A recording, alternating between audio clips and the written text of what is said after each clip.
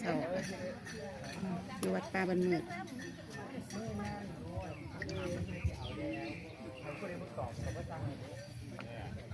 สวัสดีค่ะสวัสดีFC อยู่ทางบ้านนะคะสุภูสุพนพร้อมกับอยู่สถานที่นะคะมื้อนี้เป็นวันที่31 กรกฎาคม 2569ที่วัดป่าบ้านมืดนะคะแม่ครูนำต้นผ้าป่าค่ะมารวมเฮ็ดรวมสร้างนับกันนะคะปู่ศรีสัตนาคราชปู่ศรีสัตนาคราชนะคะมื้อนี้พร้อมทีมงานเลี้ยงอารามเลยไม่ได้นัดกันนี่กับแม่ครูว่าสิใส่สีนี่อาจารย์สุกิจว่ามื้อนี้เขาใส่สีทองก่อยน้อยสั่นว่าจะได้นั่งล่ำเปียสโลว์ไม่เปียน้ำในสีเดียวกันถือว่าเป็นโทนที่ได้รับสุขรับลาภรับเงินแล้วก็รับทองแม่นว่าสีแห่งความมั่งคั่งอาสุขดีสุขผู้สุขคนนะคะเด้อFC สายบุญนะคะที่กำลังติดตามอยู่ทางช่องจะเป็นเขียนว่าแชร์และรวยแตงโมพารวยยิ้มและรวยนะคะพร้อมกับน้องไอพารวยนัชชาพาโชคหมุนคือดีเด้อพร้อมกับเสียงพารวยแต่ว่าบ่ทันมานะคะมื้อนี้มีจังไดก็บ่จักได้มาบ่มื้อนี้ก็ได้พร้อมทีมงานนะคะมาร่วมบุญมื้อนี้มีแจกปลาร้านำเด้อค่ะเด้อแจกปลาร้าเจ้าภาพคือคุณลิตยาไขวลีเนาะค่ะเพิ่นได้สูบได้ลาบได้สูบได้หมานน้ำปู71ว่าซั่นว่าก็เลยแม่นี่พระพรแจกขนมพร้อมนี่พระพรนะคะว่าเพิ่นก็แสนแตกนะคะเพิ่นได้71เฮ็ดขนมไม้แจกพร้อมมื้อนี้แม่ครูก็รอลุ้นยอดนะคะรอลุ้นยอดว่าสิได้ยอดเท่าไหร่มื้อนี้พร้อมกับอาจารย์สุกิจบัวทองสิมาลายล่ำงามๆให้ปูเบิ่งว่าซั่นว่าแต่ว่าไปจุดถูกเงินเห็นไข่หน่วยหนึ่งแม่นไข่บ้านขอหล่อใช่ไหมย่านมีศูนย์อยู่ก่อนแต่ไม่ก็ย่านเป็น07 09อยู่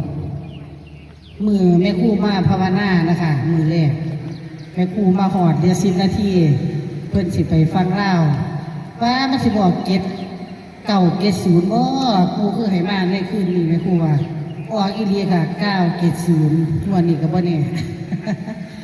970เพราะว่าเลขคำนวณมา7กับมา2นะคะเด้อมา7กับมา2พิจารณาให้เป็นแนวทางหยิบจับฉลากกินแบ่งรัฐบาลไทยไว้ผู้ใดมี7007เอามาลอตเตอรี่คือเหรียญหน่อยแท้ตัวสิถือ70เหรียญจักใบก่อนเหรียญตั้ง6 ล้านค่ะ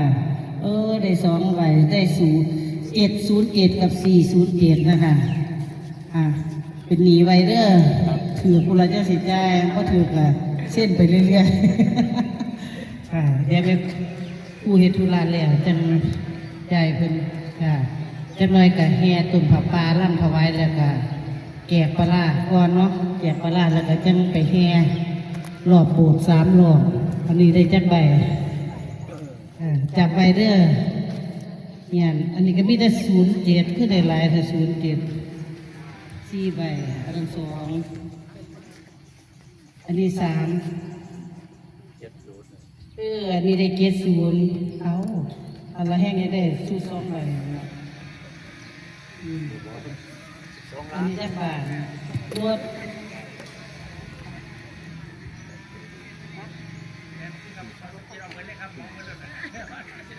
ยิ้มครับเช่นไรสิใส่ไว้บาท70 10 ใบเมื่อหลอด470แม่ชุด10 ใบ470ได้แต่หม้อ621 470เนี่ยจะร่วมเดียวได้จักล้าน60 ล้านสุดใหญ่ว่าไว้เด้อไปขาเด้อ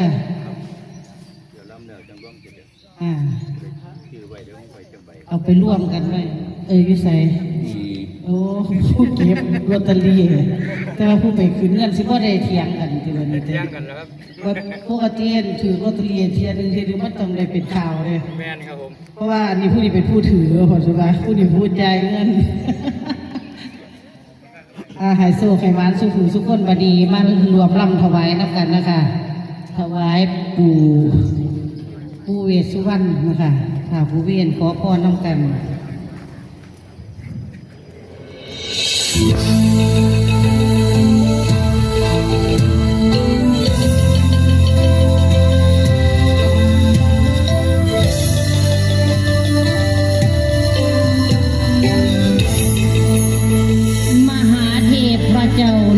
สื่อเวสสวรรณ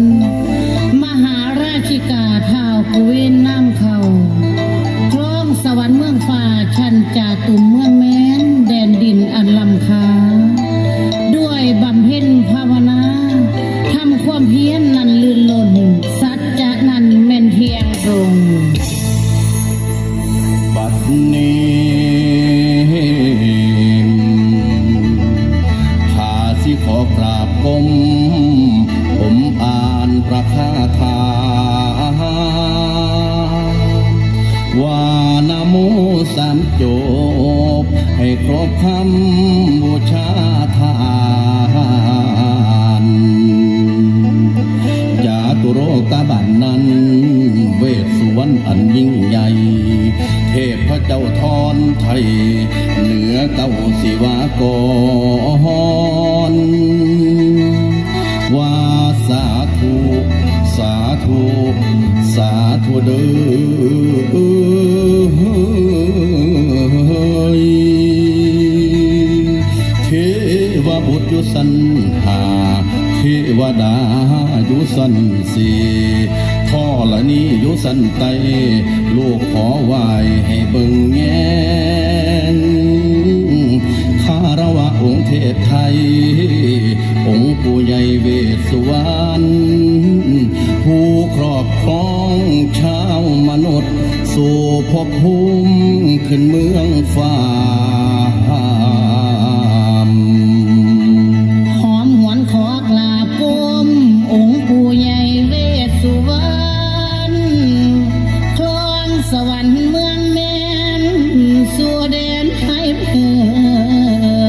นอันว่าตนโตขาขอบูชาเหนือกระหม่อมขอให้จอมมิ่งเจ้าจงนำเขาแม่รักษาปกปักคนพลามีน้ำว่าเวสสุวรรณขอจงดลบันดาลให้ลูกหลานจงสุขยิ่ง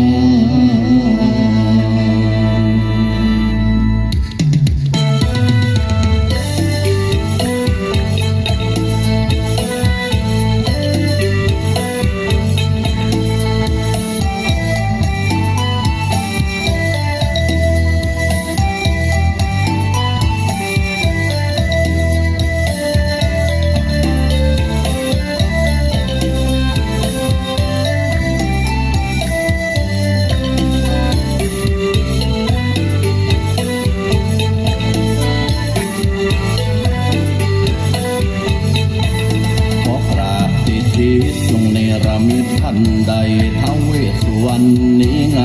ช่วยปกป้องเมืองคนองค์เท้าช่วยดลให้ลูกหลานมีกินประทานทรัพย์สินให้มีกินมีทาน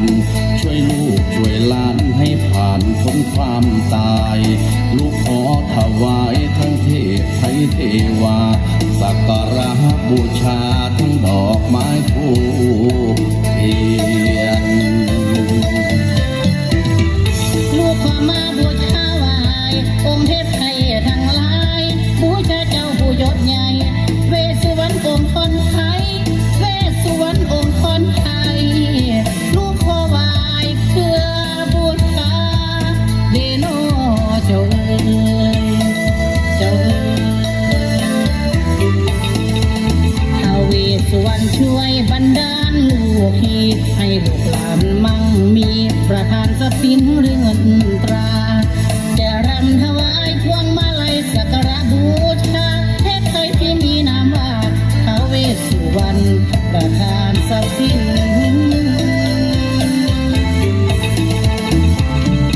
โอ้ยน้อ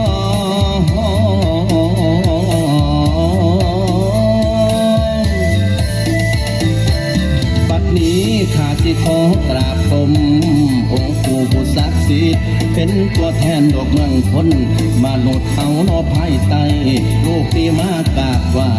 ให้ลูกหลานมีที่เพิงแม่นอยู่ทั้งบนสันฟ้าแม่นอยู่ทั้งบนสันฟ้าลงมาไต่มนุษย์พรเจ้าเอ๋ยเจ้าเอ๋ยข้ากราบวิงวอนลูกขอพรท้าวเวสสุวรรณช่วยจงดลบันดาลอภินิหารให้ลูกสร้างบุญจะทำความดีตลอดชีวิตให้พ่อคำจุนสะสมลูกขอสร้างบุญให้พ่อคำจุนลูกหลานทั่วแดน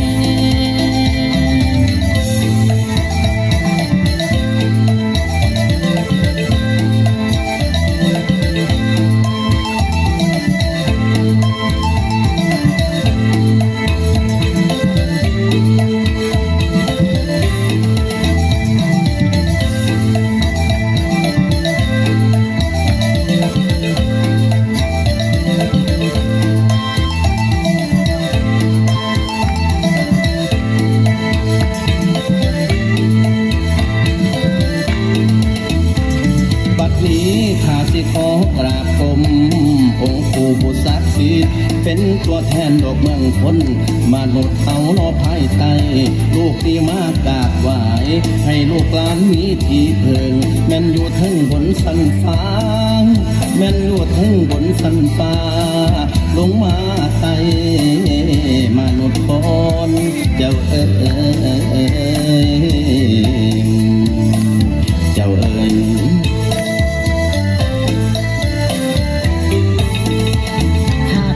วอนลูกขอพรท้าวเวสสุวรรณช่วยจงดลบันดาลอภินิหารให้ลูกสร้างบุญจะทำความดีตลอดชีวิตให้พ่อคำจุนสะสมลูกขอสร้างบุญให้พ่อคำจุนลูกหลานทั่วแดน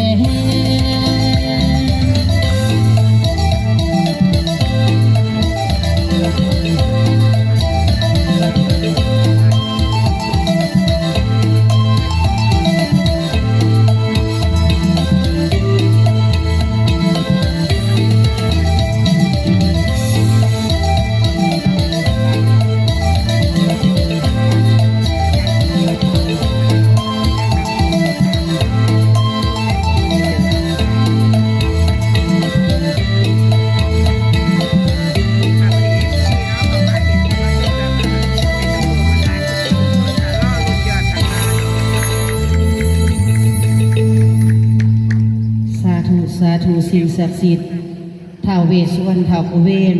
ถ้ารับลูกจริงให้ลูกหลานมีโชค บทเพลงแล้วก็ปลูกถวายปู่อนันตะ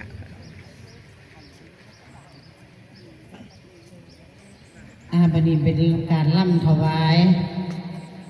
ปู่อนันตนาคราชสกุลนาคราชทุกมูเราสายองค์ย่างปู่พญานาคนะคะที่ลูกหลานได้สะสมสร้างกำลังสร้างปู่ศรีสัตนาคราชอยู่ในขณะนี้คืนฝนสิตกแล้วจะบาน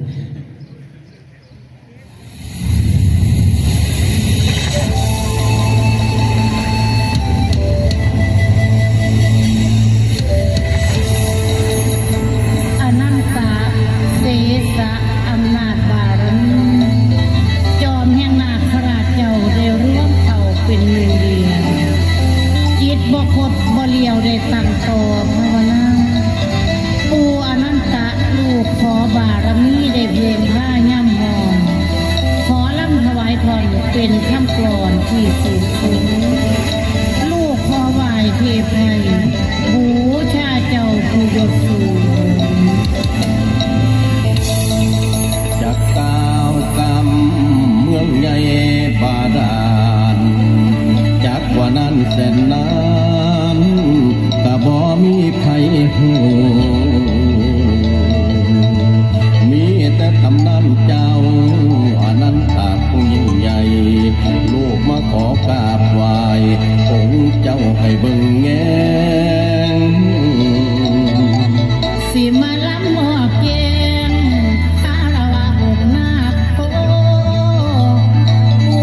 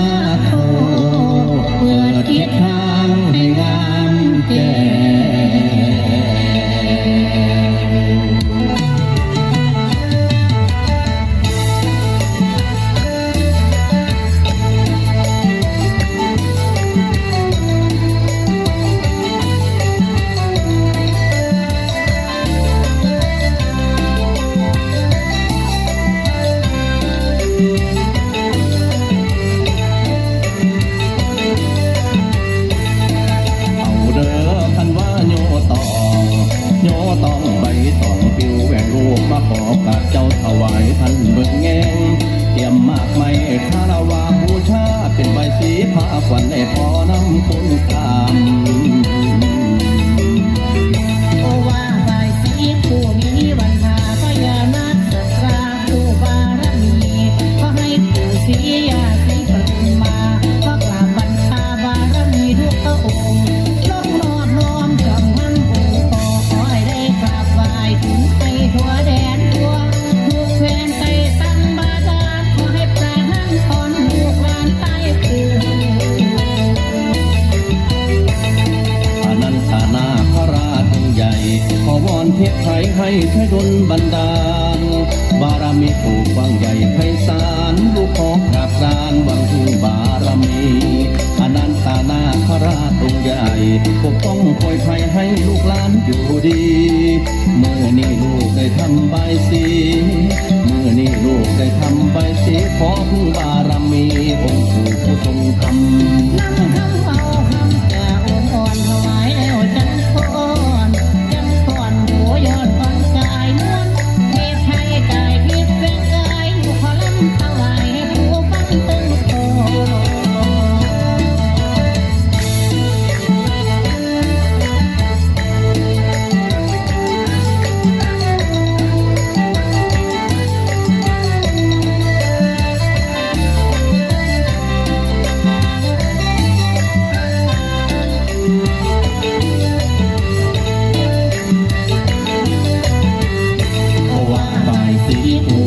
วันหาพญานาคตราผู้บารมีขอให้ผู้ศรียาศรีปทุมมาขอกราบบรรพาบารมีทุกพระองค์ต้องรอดน้อมจำทั้งปู่โตขอให้ได้กราบไหว้ถึงไปทั่วแดนทั่วทุกแคว้นไปตั้งบาดาลขอให้ประทานพรลูกหลานใต้คืนอนันทนาคราชองค์ใหญ่ขอวอนเทพไทยให้ช่วยดลบันดาลบารมีผู้กว้างใหญ่ไพศาลลูกขอกราบกรานหวังถึงบารมีอนันทนาคราชองค์ใหญ่ปกป้องคอยภัยให้ลูกหลานอยู่ดีเมื่อนี้ลูกได้ทำใบสีเมื่อนี้ลูกได้ทำใบสีขอพึ่งบารมีองค์ปู่ผู้ทรงธรรมนั่งคำเอาคำจะอ่อนถวายแล้วจันพรหัวยอดอ่อนกายนวลเทพไทยกายทิพย์แฝงกายอยู่ขอลำถวายให้ผู้ฟังตึงโต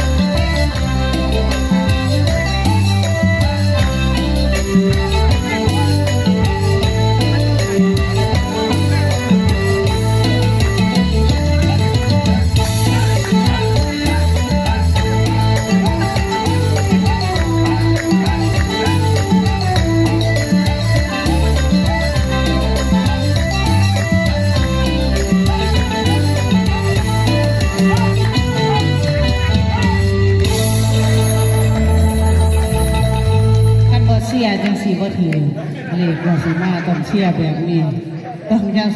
บ่ให้สูกเสาเงาหงอยรอบสุดท้ายน้องยังมีจังมาลำโซ่นะคะ เอาวอนปูคอหวยนะคะต่ออีกพร้อมกับก่อนใดขอบคุณรักแท้